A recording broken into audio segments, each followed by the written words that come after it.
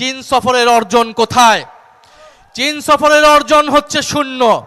চীন সফরে আমরা এই তিস্তা মহাপরিকল্পনা নিয়ে কোনো কমিটমেন্ট পাই নাই, আমরা রোহিঙ্গা প্রত্যাবর্ষণ নিয়ে কোনো কমিটমেন্ট পাই নাই। ফলে দেশে যদি জাতীয় ঐক্য না থাকে, তারেক রহমান পৃথিবীর কোনো দেশ থেকেই কোনো ধরনের সাহায্য পাবে না। গণ অভ্যুত্থানের সাথে প্রতারণা করলে, সংস্কারের সাথে প্রতারণা করলে অলরেডি তারা IMF তাদেরকে বলে দিয়েছে ঋণ দেবে না, পৃথিবীর কোনো দেশই তাদেরকে সহযোগিতা করবে না। প্রিয় রংপুরবাসী, আজকে আমরা এসেছি এই রংপুরে বৃষ্টি হচ্ছে, কিন্তু আমাদেরকে এটা মনে রাখতে হবে যে কক্সবাজার চট্টগ্রাম অঞ্চলে যে ভয়াবহ বন্যা তৈরি হয়েছে, সেটার জন্য আমরা আজকে রংপুর থেকে পুরো বাংলাদেশের জনগণ সকলেই চট্টগ্রাম অঞ্চলের মানুষের জন্য দোয়া করব। এবং সরকারের স্থানীয় প্রশাসনে অবহেলার কারণে আজকে অনেক ভয়াবহ ক্ষতির সম্মুখীন হচ্ছে। সেখানে তারা দলীয় প্রশাসক নিয়োগ করেছে চট্টগ্রাম মহানগরে, কিন্তু সেই চট্টগ্রাম মহানগর জলাবদ্ধতা হয়ে গিয়েছে, তারা কোনো ধরনের সময়োপযোগী ব্যবস্থা নিতে পারে নাই। প্রিয় রংপুরবাসী, আমরা গণভোটের রায় বাস্তবায়নের জন্য এখানে এসেছি। এই রংপুর থেকে আবু সাইদ বেগম রোকেয়া বিশ্ববিদ্যালয়ের ছাত্র গণ অভ্যুত্থানের ডাক দিয়েছিল, গণ অভ্যুত্থানের সিপাহসালার ছিল, কিন্তু আমরা দেখতে পেলাম নির্বাচনের পরে বিএনপি গণভোটের সাথে প্রতারণা করলো। বিএনপির ইতিহাস প্রতারণার ইতিহাস। আমরা দেখেছি ইতিহাসের দিকে তাকালে আমরা দেখতে পাবো বিএনপি সকল গণ অভ্যুত্থানের সুবিধাভোগী এবং সকল গণ অভ্যুত্থানের সাথে এই বিএনপি প্রতারণা করেছে। এইখানে আমার থেকে যারা বয়োজ্যেষ্ঠ আছেন, অভিজ্ঞ আছেন, তারা ভালো বলতে পারবেন 90-এর গণ অভ্যুত্থানের পরে সকলের দাবি ছিল তত্ত্বাবধায়ক সরকার। সেই তত্ত্বাবধায়ক সরকারের মাধ্যমেই বিএনপি ক্ষমতা এসেছিল এবং সেই তত্ত্বাবধায়ক সরকারকে অস্বীকার করেছিল। তার ফলাফল কি হয়েছিল? বিগত 16 বছর বিএনপিকে এই তত্ত্বাবধায়ক সরকারের দাবিতে রাজপথে ধুকে নির্যাতিত হতে হয়েছিল। আজকে বিএনপি যেই গণভোটের কারণে, যেই সংস্কারের কারণে, যেই জুলাই সনদের কারণে বিএনপি ক্ষমতায় আসতে পেরেছে, তার সাথেই বিএনপি প্রতারণা করছে। গণভোটের সাথে প্রতারণা করেছে, বিএনপি 31 দফার সাথে প্রতারণা করেছে, বিএনপি জুলাই সনদের সাথে প্রতারণা করেছে, বিএনপি গণতন্ত্রের সাথে প্রতারণা করেছে। প্রিয় রংপুরবাসী, আমরা দেখছি সারা বাংলাদেশে বিদ্যুৎ নাই। বাংলাদেশে গ্রামে গঞ্জে আবার মানুষকে বাধ্য হয়েছে মানুষ হারিকেন জ্বালাতে। এই সরকার আগেও হারিকেন দিয়েছে, এই বিগত সময়ে এই বিএনপি সরকার এবারও বাংলাদেশের মানুষের কাছে হাতে হারিকেন ধরিয়ে দিয়েছে। বিদ্যুৎ দিতে পারছে না, কর্মসংস্থান দিতে পারছে না। এই বাজেটে কোনো ধরনের অর্থনৈতিক সংস্কার রূপরেখা রাখা হয় নাই।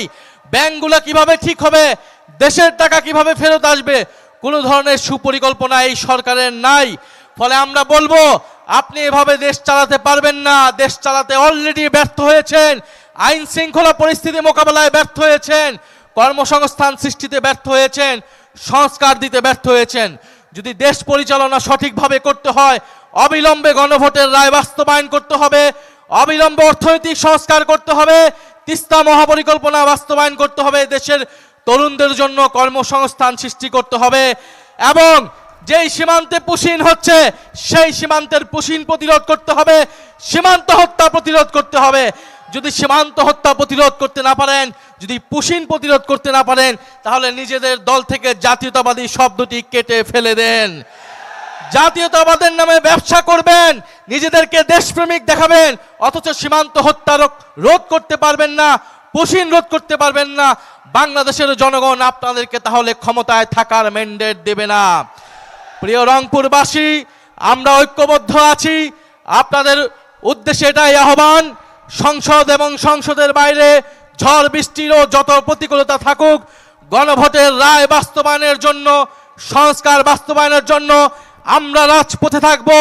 আবু সাইদ এই আমাদেরকে দায়িত্ব দিয়ে দিয়েছে, শহীদ মুগ্ধ আমাদেরকে এই দায়িত্ব দিয়েছে, শহীদ ওয়াসিম আমাদেরকে দায়িত্ব দিয়েছে, আমাদের ভাই ওসমান হাদি আমাদেরকে এই দায়িত্ব দিয়েছে এই দেশকে সংস্কার করা, এই দেশের আজাদী এবং সার্বভৌমত্ব রক্ষা করা। প্রিয় রংপুরবাসী, পরিশেষে একটি কথা বলে যেতে চাই।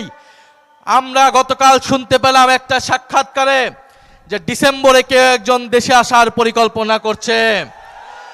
আমরা ফাঁসির দড়ি রেডি করে অপেক্ষা করছি। আপনি ডিসেম্বরে আসুন, আর যখনই আসুন ফাঁসির দড়িতে তাকে ঝুলতেই হবে।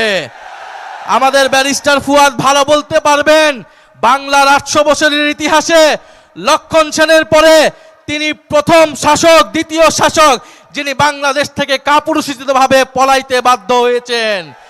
বাংলাদেশ থেকে যে পালিয়ে যায় সে আর বাংলাদেশে কখনো ফেরত আসে না। পাকিস্তানিরাও এর থেকে সম্মানজনকভাবে বিদায় নিয়েছিল, ইংরেজরাও এর থেকে সম্মানজনকভাবে বিদায় নিয়েছিল এই দেশের মাটি থেকে। কিন্তু শেখ হাসিনা এবং আওয়ামী লীগ সরকার যত অসম্মানজনকভাবে কাপুরুষিতভাবে এই দেশ থেকে, এই দেশের জনগণ ছেড়ে, তাদের নিজের নেতাকর্মীকে ছেড়ে দেশ থেকে পালিয়ে গিয়েছে, ভারতের কোলে আশ্রয় দিয়েছে, তিনি আর এই দেশে আসার সৎ সাহস কখনোই রাখবে না। ফলে শেখ হাসিনা আসবে কি আসবে না এটা দিল্লির সাথে ঢাকাকে নির্ধারণ করতে হবে। দিল্লিকে স্ট্রং ভাবে মেসেজ দিতে হবে এই সরকারের, শেখ হাসিনা সেখানে বসে দেশকে অস্থিতিশীলতা করছে, এদেশের ফ্যাসিস্ট মিডিয়ার দোসরেরা সেই সকল তথ্য প্রচার করছে, বাংলাদেশের জনগণ এটা মেনে নেবে না। প্রিয় রংপুরবাসী, আপনাদের সাথে দেখা হবে। আমরা ঐক্যবদ্ধভাবে রাজপথে আছি সংস্কার বাস্তবায়নের জন্য, গণভোট বাস্তবায়নের জন্য। ইনশাল্লাহ অচিরেই আপনাদের জন্য আন্দোলনের ডাক আসবে এবং সেই ডাকে আমরা সফল হব ইনশাল্লাহ। বিদায় নিচ্ছি। আসসালামু আলাইকুম। ইনকিলাব জিন্দাবাদ।